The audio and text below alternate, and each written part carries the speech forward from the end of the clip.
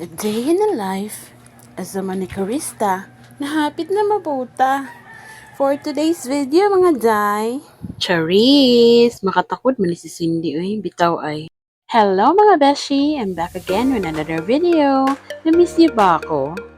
Ngayong araw nga pala ay napagdesisyonan ko nang ibahagi sa inyo ang aking dahilan kung bakit ako titigil na sa pagiging manicurista. Flashback tayo ng konti mga beshi.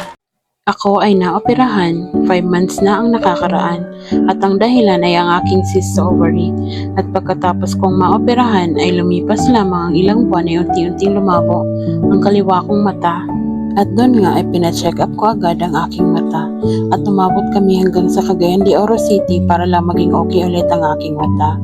Pero sa kasamaang palad ay napagdesisyonan ng aking doktor na ako ay i-injectan sa mata. Bagamat ito ay mahal na umaabot ng 50 to 60k, ay meron namang ibang option. Meron nga din namang tag 13k. Kaso nga lang ay mataas din ang dosage nito na ayon sa aking doktor ay posibleng magkaroon ako ng cataract o di kaya naman yung glaucoma. Inaamin ko na natakot ako sa mga posibleng nangyari sa aking mata. Mahirap man tanggapin na ang aking pagiging manicurista ay akin ang tatapusin.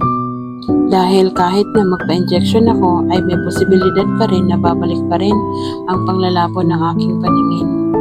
Ginawa ko ang video na ito ay para isahang paliwanag na lang sa lahat ng mga nagtatanong kung bakit hindi na ako nagmamanicure.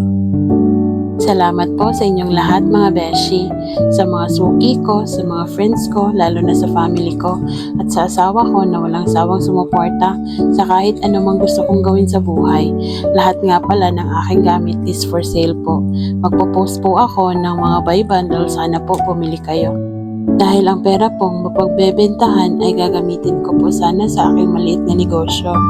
Maraming salamat po at ang inyong Ozamis Manicurista ay officially signing off. Hanggang sa susunod na video ulit mga beshi. Babu! Mwah!